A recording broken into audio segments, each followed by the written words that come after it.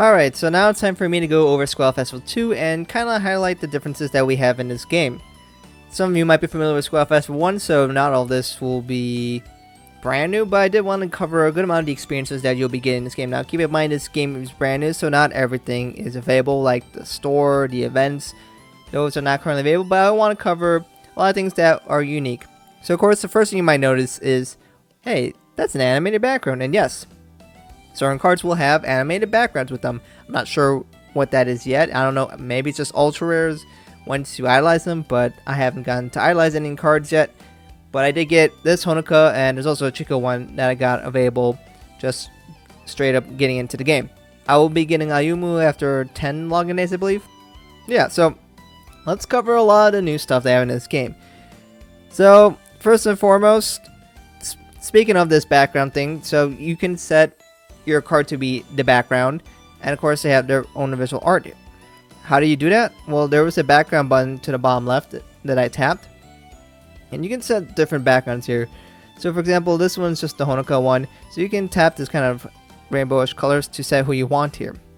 So this is kind of the full background that I have for Honoka, but you can see you can tap this here on the right to switch girls. So you can set it to be static if you want the static version, or the animated version. So, as you can see, it says anime. So, anime, short for animated. So, for example, this is the Chica one.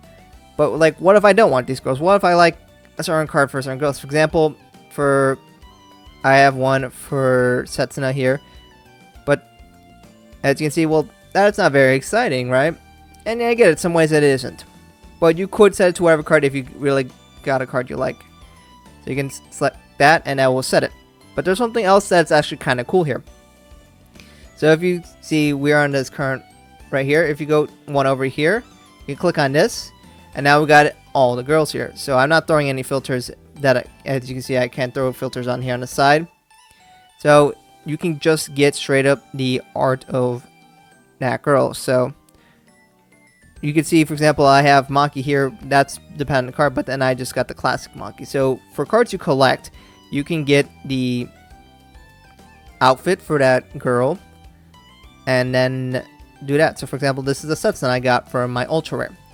So now you might notice, oh, look at this over here, these are no longer grayed out. I wonder what that does. So go ahead and select that, and now you can provide a background for each of those cards. So you know, you could pick one else to make sense, or not if that's what you want to do. So for example, I could put Sets in front of Liella's school, Yugaoka, because, you know, why not? And on here, you can throw effects. So these are animated effects here. So for example, you can do that. And boom, we got something there. And you can set up to 4 if you want to, but I just want to show you what this looks like once I go back to the home screen. And take a look at that. So now we got this one here, and they changed the song. So I'm guessing this is because this is the one they use for Muse, or not Muse, Nijigaku when we got into Squall Festival. So I'm guessing if I put a Muse character, that they have the one that you're used to in Saint Wakua. I am curious what it'll be for Liella though. So let's set one for Liella just for fun. So I had to switch girls. Let's find one of the Liella girls. I got it. Let's give that a whirl and see what that's like. Oh, that's interesting. I've not heard this one. Maybe I have to put an OST video for that. So, anyways, that's kind of the gist. So you can have kind of an animated background. So I think that's kind of cool, but you can't throw in effects or change the background for cards that are animated.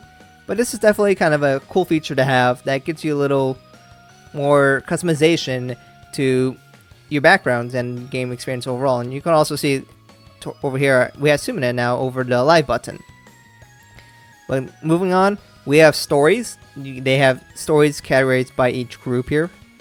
So let's tap on here. So then we have 2 different tabs here. This is the story, and then here. So this one is kind of interesting. I know they kind of previewed this on their YouTube channel. Alright, never mind. I guess they might have some kind of copyright protection if you're trying to record your screen. So it didn't let me do that. So that was cool. I just got a black and white screen, so never mind. So I can't show you what that looks like. But I can show you what this looks like at least. So this kind of story stuff that you're familiar with. Just a little more flashier in terms of the effects. But you get to see the girls talk and such. So a little bit more animated. You can see that they move a little around. So kind of a little more of the like 2D effects here.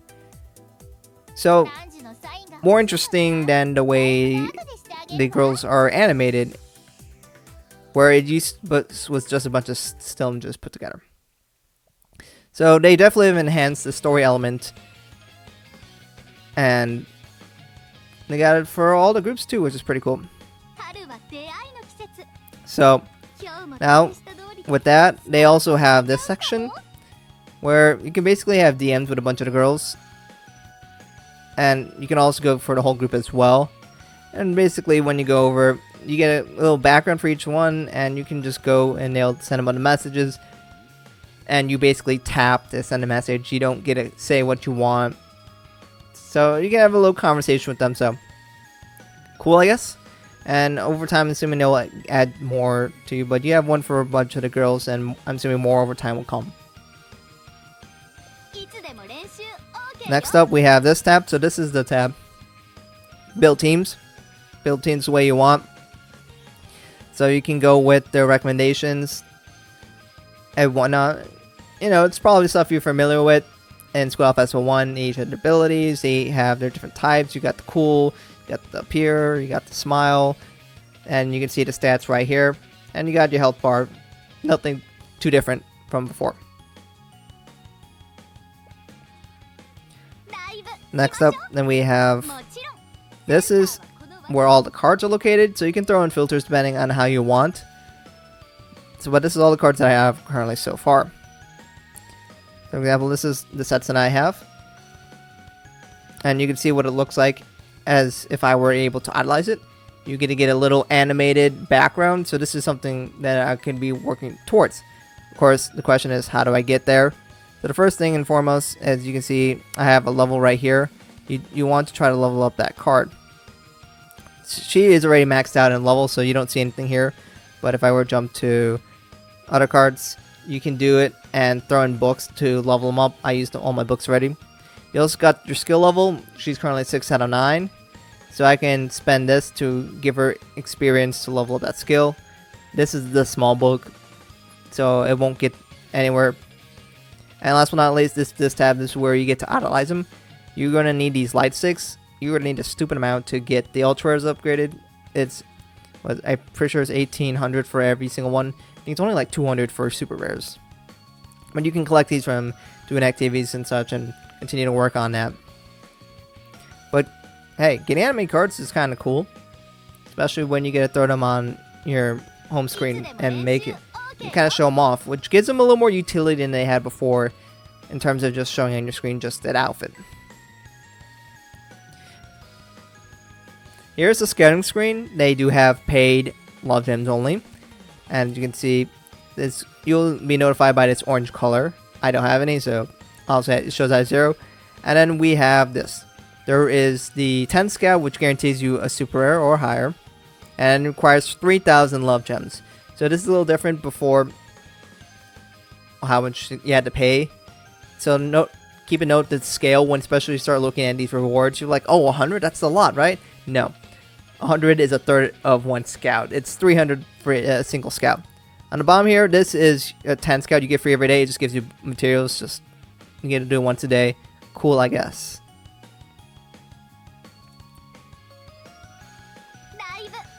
Okay, so now the last thing I guess I'll be showing off is the lies. Actually, before I do that, these two tabs. These are where you just get rewards based on what you do, and then just go and hit the collect button. Cool, I guess. But here is the song selection screen, and you notice there's 502 songs here. Not 500 unique songs though, but basically, if it's not a new song, it's going to be here. I noticed the second Sparkle Soul songs are not here, which is semi-new.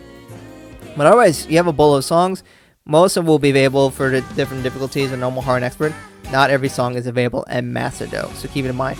But these should just be stolen straight from Squall Festival 1, so if it was there, you can do that. Boatload of songs to choose from. So you can go through a lot of them here. So there are so many songs out here, it's kind of crazy. But you can also go for the recommendations depending on what songs they want you to play, so you can use that to help you out. Or if you want them to pick a random one, you can keep pressing that and it'll just jump to a random song for you. So that's kind of nice to have. And then I think over here is the clear rate. So you can see what songs have people been struggling with and some have they not been struggling with. If you want to know, you can categorize them and break them down to groups. So Squall Project, this is where of course you will even see Odd Eyes as well. Here you can go for Saint Snow if you want Squall Project for Love Light Sunshine. Anything related to Aqua and the Sunshine Project you'll see here. We got Nichigaku for Nichigaku songs. And keep a note that they have different versions of the songs as well. Like what you're gonna do. They have the first years plus you, second years plus you, and third years plus you. We got Just Believe with a 12-person version. So you'll notice that multiple songs show up here more than once. Like for example, there was the Star Dash. They have 2 different types for Star Dash. As you remember, they did it twice in the anime. If I can find it somewhere. Yeah, here it is. So, for example, the Star Dash in the anime, we have, of course, the full group, but there's also the Star Dash that we had with just the second years. So, that's kind of cool to see. If there's different versions of the song, you might be able to play it in Squall Festival 2. So, if you prefer one or the other, you have that. And on top of that, we have Nijigaku, we got Liela, so that's definitely nice to see. And yes, we do have Wien as well as Sunny Passion. So don't worry, they're all in here. On top of that, we have the Hasuna Sora girls from the Link Live Love Live app. Their songs are here, not of course the newest songs, but the ones they have released already. They're already in here. So that's also great to see. And on top of that, we have the song from the School Idol Musical in here. So that's also really great to see. And we also have the Live with a Smile, since this technically doesn't belong to any individual project. It's a collaboration with Aqua, Ichigaku, and Liela. But they also have the group versions within each one. So you can find the Live with a Smile Aqua version, Love with a Smile Ichigaku version, and Liela version as well. So overall, a boatload of songs in there, which is definitely really nice to see. So last but not least, we'll be playing one live. Yes, I will be muting the audio because of copyright reasons. But you go click that, you can pick your difficulty, and then go ahead and pick your partner just as normal, and then pick your team that you want to use. So I did turn down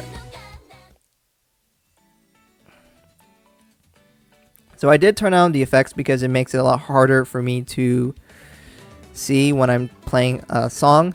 But one thing you'll definitely notice is the visuals in the background. It's definitely, they put a little bit effort into the effects, and it's nothing crazy. But more or less, this is going to be stuff that you are used to. Alright, so I'm back after the completion of the live.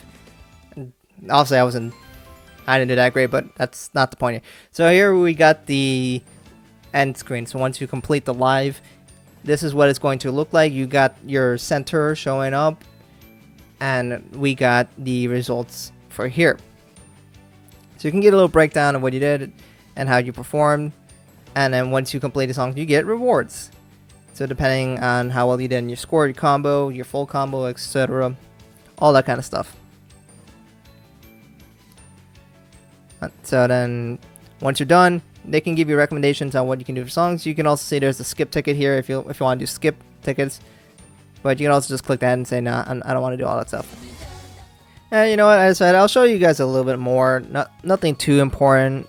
So there's that 3 lines on top. So this is where you can customize a few other things. this is more or less the menu for other stuff. Not this is like that critically important. You have your profile. You can, you know, set it depending on if someone wants to be your friend, what card should I give them and such, and put a comment, see what your favorite card and all that.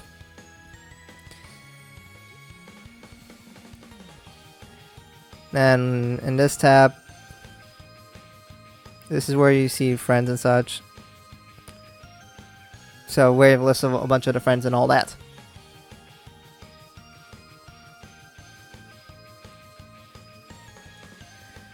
Next up, this is just items that they just show all your items you're holding.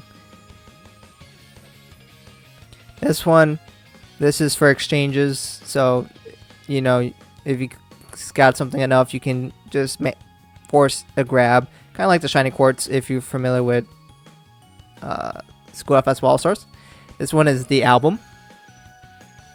So you can go to a bunch of girls and pick which girl you care to learn about. So you can go click on one of these girls, and you get to see all the cards that they have in the game so far. And you can see, you know, percentage completion. You can see your Kizuna. Kizuna is your bond for each of these girls. So you can see what you have so far. For example, I don't have anyone for May, but you can go click on the card and learn a little bit more about them and what they look like when they are idolized. Learn a little bit more about the stats and effects of the cards. So if you want to see more about that. On the other tab, you get to learn more about the individual girl. Like for May, you learn, oh, blood type A, she's born 10/29, she's 155 centimeters tall, and who is to say you, and see their signature, see their icon, and learn a little bit more about them. So we have something like that. It's not as nice as All Stars has, where you can choose their outfits and see them animated and all that, but you know, it's still something there, and it's nice to have, you know, Layla in some game.